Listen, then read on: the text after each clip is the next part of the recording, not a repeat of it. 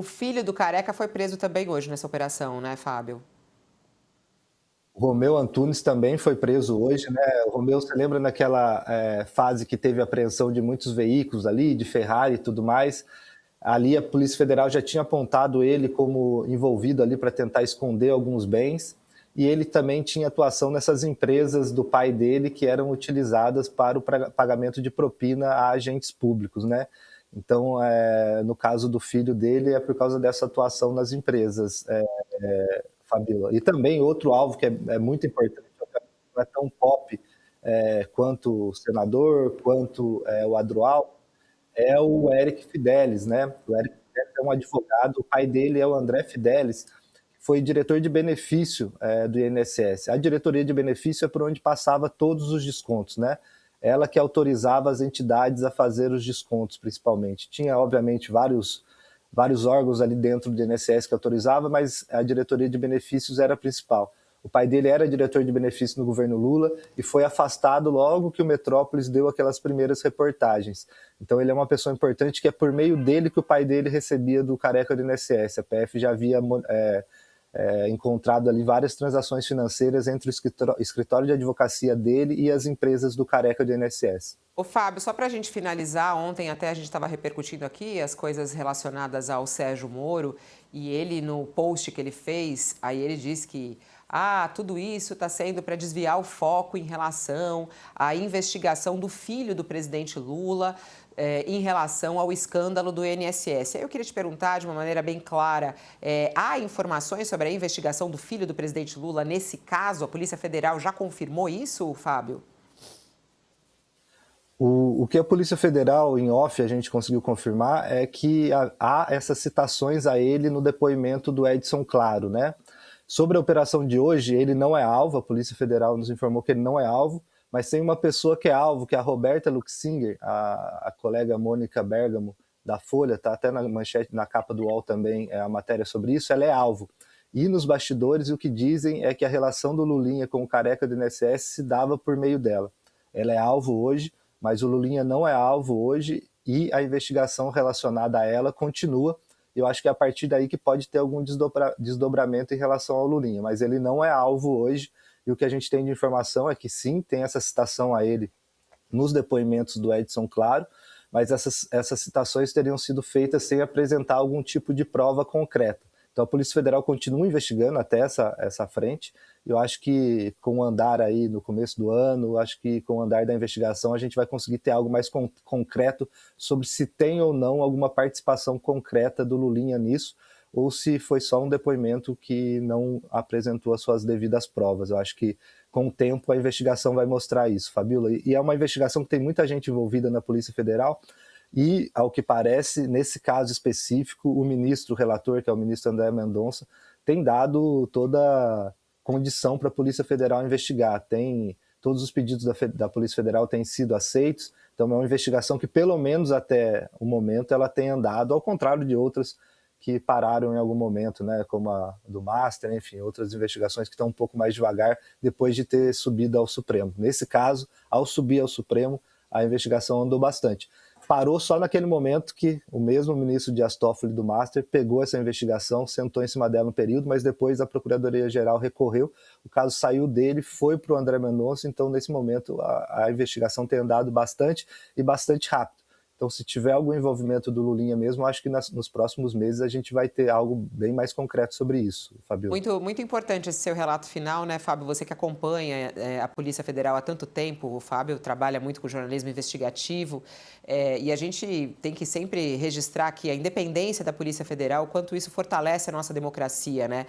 Hoje a gente está falando, inclusive, aí de dois alvos que são do governo Lula, o número 2 do Ministério da Previdência e o vice-líder do governo no Senado, né? Então, assim, a gente está falando de dois alvos da Polícia Federal. E isso é muito importante para o nosso país, né, Fábio? Pois a gente, ao longo desse período cobrindo Polícia Federal, a gente já se deparou com vários cenários, né? Mas o que eu vejo demais é mais a questão do judiciário mesmo, Fabiola. A gente percebe que a Polícia Federal não consegue atuar muito quando o judiciário impõe algumas barreiras.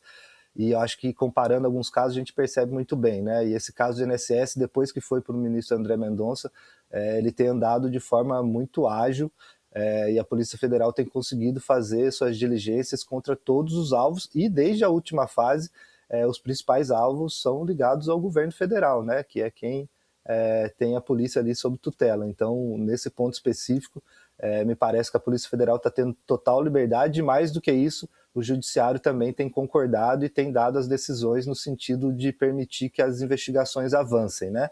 Ao contrário de outras investigações que, quando chegam aí em políticos graúdos, costumam, principalmente no Supremo, ir um pouco mais devagar. Muito bem. Quando não param, né? Fábio, mais uma vez, muito obrigada, parabéns pelo seu trabalho. Importantíssima a sua chegada aqui no UOL para trazer todos esses detalhes e a informação sempre chegando muito rápido. Vamos embora, vamos para as análises agora do Josias Sakamoto. Uma boa quinta-feira a você, Fábio. Qualquer novidade, se você tiver mais alguma informação, a gente está aqui até 13h. Pode voltar, tá bom?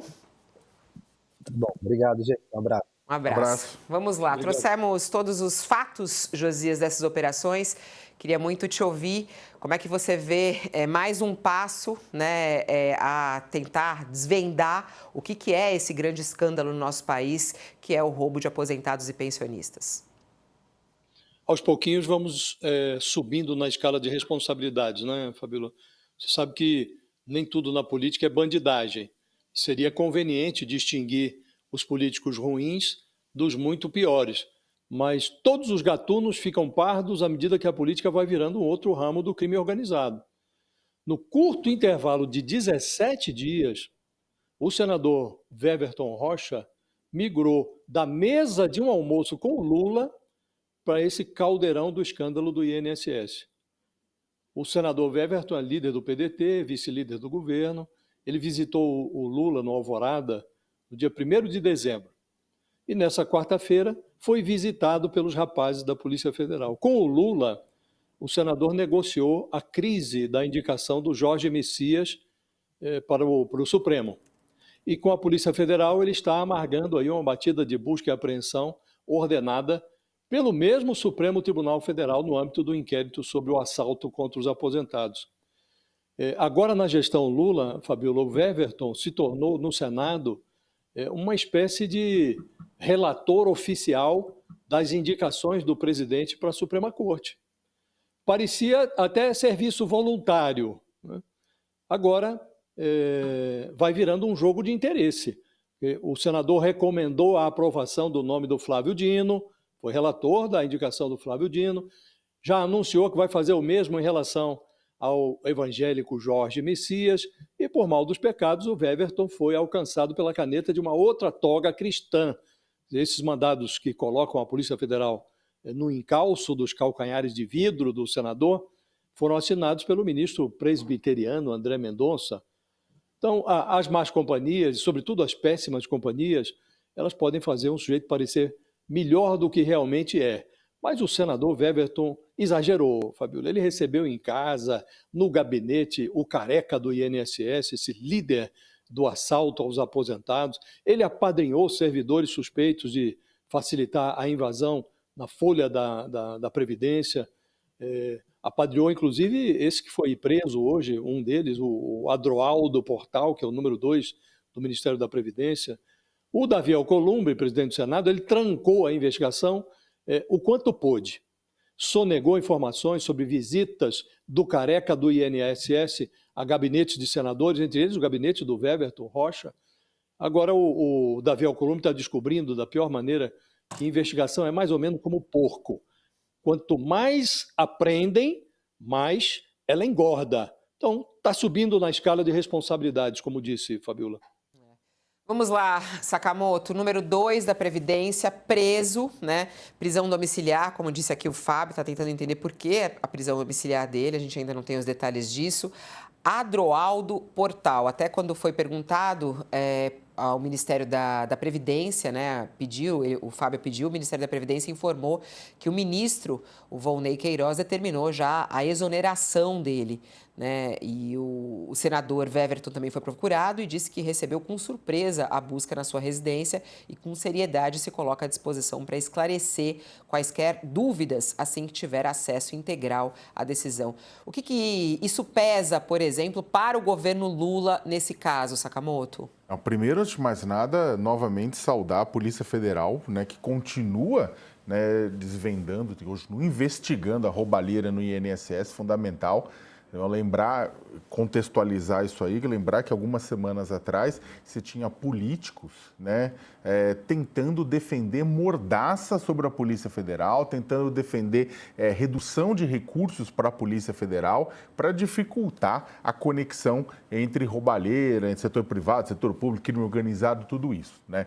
Então, que bom que a Polícia Federal continua fazendo o seu trabalho e, como a gente disse, indo muito mais rápido, indo de forma muito mais precisa do que a própria CPI estabelecida no Congresso Nacional. Da mesma forma que a CPI dos atos golpistas lá atrás, em 2023, foi sempre a reboque da ação da Polícia Federal, que, na verdade, foi a responsável por desvendar o esquema criminoso de Jair Bolsonaro e generais e todo esse processo. Agora, a Polícia Federal é a responsável por desvendar esse esquema criminoso. E o seguinte, Fabiola, ao atingir o número 2 do Ministério da Previdência, né, uma pessoa que é ligada ao PDT, e o PDT era o Ministério, né, o Ministério da Previdência estava na mão do PDT, estava na mão do Carlos Lupe, que era presidente do PDT, isso mostra uma coisa, que falta, não adianta só você substituir a cabeça do Ministério ou alguns nomes quando você encontra um processo de corrupção ou um processo de roubalheira estrutural.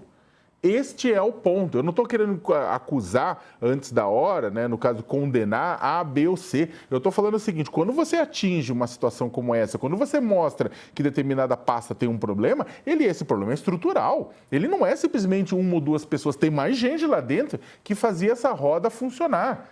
E mais gente que foi indicada neste governo, que foi indicada em governos passados, que foi indicada em outros governos, porque essa roubalheira vem de tempos, né? Então, a gente até, nas apurações, mostram que o senador Weverton, que tinha uma influência grande também disso, tinha a mesma influência no governo passado também. Né? Então é o seguinte, o quão estrutural está essa roubalheira lá dentro do Ministério da Previdência e o que é preciso fazer para, em outras palavras, refundar o Ministério da Previdência. Porque, de um lado, tem que mandar para a cadeia, tem que investigar, denunciar, julgar, condenar e mandar para a cadeia quem roubou dinheiro de aposentados, que é um dos crimes mais bizarros que pode acontecer, e isso doa a quem doer, atinja quem atingir, né?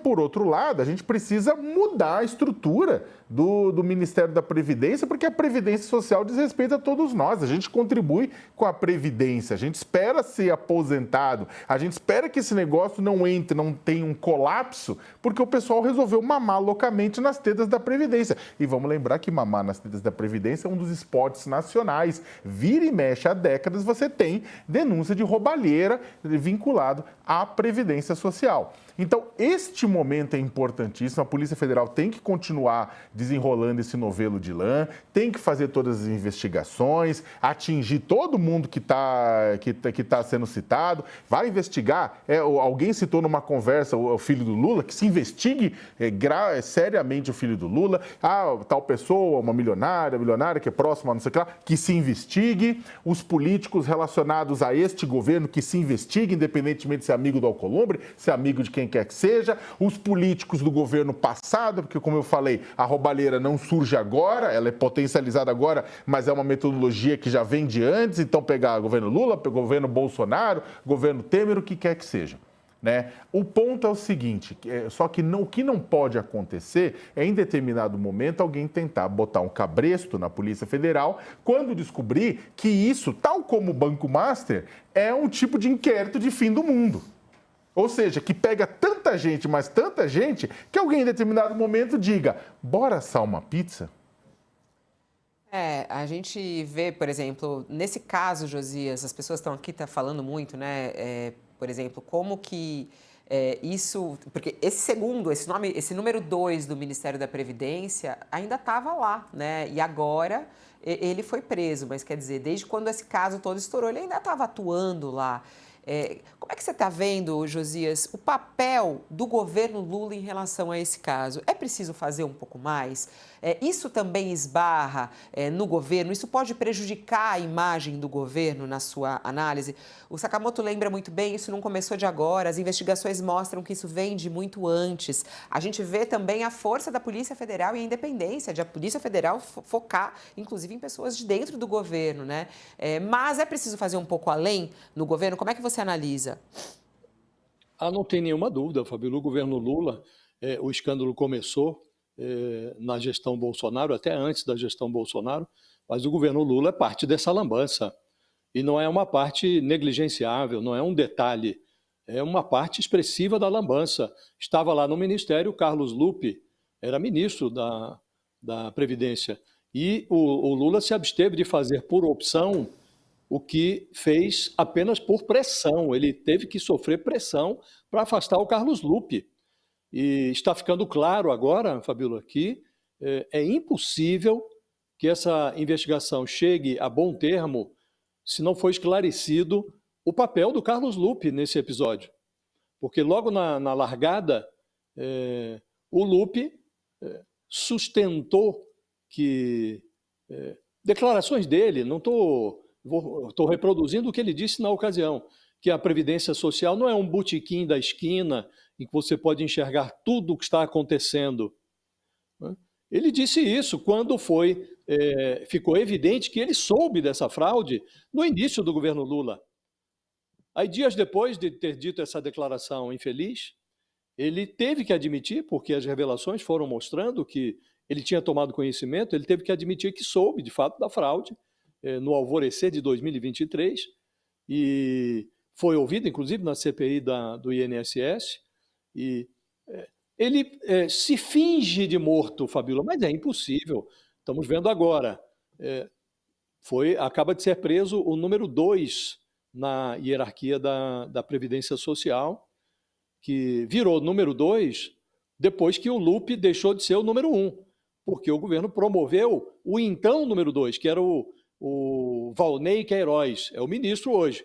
É um ex-deputado do PDT, e ele, que era o número 2 do Lupe, assumiu a vaga quando o ministro foi finalmente afastado pelo Lula, como disse, por pressão, não por opção. Aí assumiu esse personagem que foi preso hoje, o Adroaldo Portal. E antes dele, já havia caído no caldeirão do escândalo o procurador-geral, o chefe da Procuradoria do INSS, o Alessandro Stefanuto, que o Lupe, Fabíola, logo que o escândalo estourou, ele também se esmerou na defesa do Stefanuto, disse que era um profissional exemplar, que não havia por que afastá-lo. A Justiça ordenou o afastamento do Stefanuto. Depois, à medida que a apuração foi avançando, ele ficou tão enrolado que teve que ser preso pela Polícia Federal, né? Então, estamos diante de um escândalo, Fabíola, que, sim, nasceu em governo anterior, mas ganhou proporções muito maiores neste governo. O escândalo que estava na casa dos milhões foi para avançou para as cifras bilionárias. Estamos falando de um desvio orçado pela Polícia Federal em 6 bilhões de reais, um assalto aos aposentados brasileiros de 6 bilhões de reais. Não é possível, Fabíola, que o governo reaja apenas, é preciso agir. E uma forma de agir, neste caso, já deveria ter feito lá atrás, é promover uma higienização completa do Ministério da Previdência. E o governo vai fazendo em conta-gotas, à medida que vão sendo presos ou afastados por ordem judicial os servidores da Previdência, o governo vai substituindo. Agora, tinha que fazer uma limpeza completa. Numa retaliação, no mês de maio agora, numa retaliação contra o expurgo do Carlos Lupe, do Ministério da Previdência, a bancada do PDT, são 17 deputados federais, soltou uma nota dizendo que decidiu deixar o bloco de apoio do governo Lula. Ia ficar independente, não ia mais apoiar, porque estava protestando, estava muito insatisfeita porque o Lupe tinha sido substituído. Então é preciso, nesse momento, que o governo abandone essa politicagem. está apoiando, não está apoiando. Aqui é preciso apoiar o assaltado, é preciso apoiar os aposentados. Então, essa limpeza no Ministério da Previdência já deveria ter sido feita há muito tempo. Do mesmo modo, Fabiola, o governo errará se tentar blindar, e isso já aconteceu agora na CPI. Ainda outro dia, dias atrás, o governo se mobilizou para blindar, para evitar a convocação do filho do Lula na CPI. E há um depoimento de um personagem envolvido nesse escândalo, citando o filho do presidente da República, e isso precisa ser também muito bem esclarecido. A CPI estava lá, foi rejeitado o pedido por 19 votos a 12. E tem um personagem, um ex-funcionário desse careca do INSS, que é o grande líder desse esquema, desse assalto.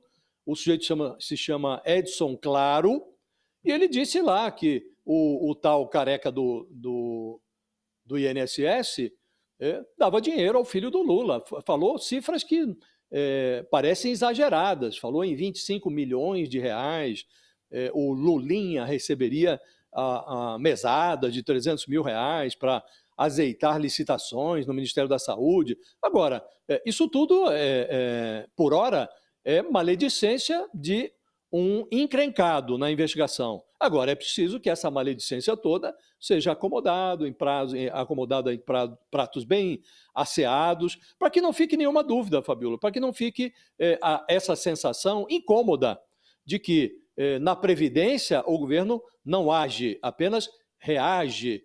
A Polícia Federal entrou na história porque a Controladoria Geral da União vasculhou ali esse escândalo, também numa movimentação muito esquisita. A CGU identificou o escândalo, mas não informou a Casa Civil. O ministro Rui Costa até já reclamou disso. Por que não informaram antes, né? Só informaram quando o escândalo ganhou essas proporções todas, né?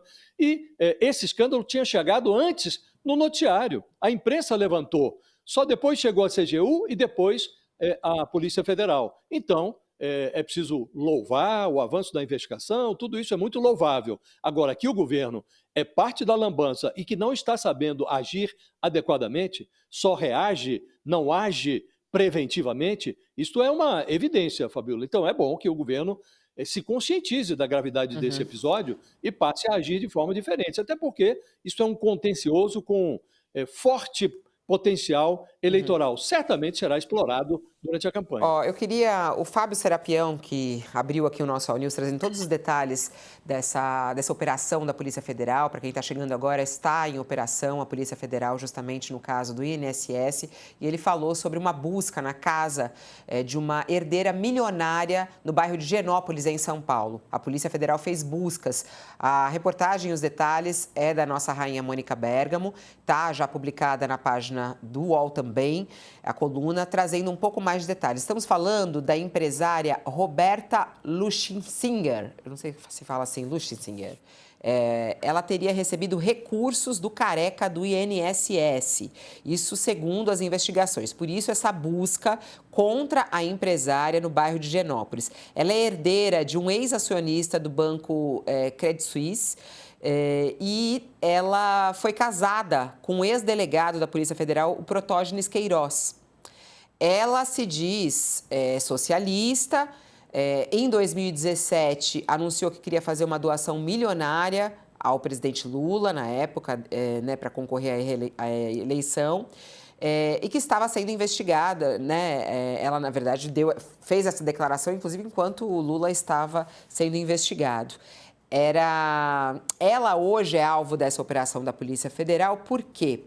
Porque ela teria tido negócios e envolvimento com o careca do INSS, o Antônio Carlos Camilo Antunes. Teria recebido dele valores financeiros. E ela também, segundo aqui a reportagem da Mônica Bergamo, seria o elo entre o careca do INSS e o filho do presidente Lula, o Luiz Fábio, com quem Antunes também teria desenvolvido projetos. Essa empresária, ela alega que as transferências não têm qualquer relação com o INSS, mas sim que tinha um projeto de canabidiol que desenvolvia com ele, mas que depois não teve nenhuma repercussão e não teve andamento. Embora o ministro do Supremo, o André Mendonça, tenha determinado que os mandados fossem cumpridos com discrição, o que a Mônica Bergamo traz aqui é que os moradores da rua de Higienópolis dizem que foi bem espalhafatoso, teve interrupção do trânsito e evidência de presença da polícia no local. A defesa da Roberta divulgou uma nota à imprensa, disse que esclarecem que a empresária jamais teve qualquer relação com descontos do INSS, que ela e sua empresa atuam com prospecção e intermediação de negócios com empresas nacionais e estrangeiras e foi procurada no ano passado pela empresa do careca do INSS, mas que depois eles fizeram várias tratativas, mas não chegaram a prosperar. E esclarece aí que está à disposição, né, para esclarecer qualquer dúvida. Então, nega ter qualquer envolvimento, diz que jamais recebeu qualquer dinheiro e qualquer envolvimento com o INSS. Está aqui só para esclarecer um pouco mais o caso e mais detalhes a respeito dessa operação de hoje.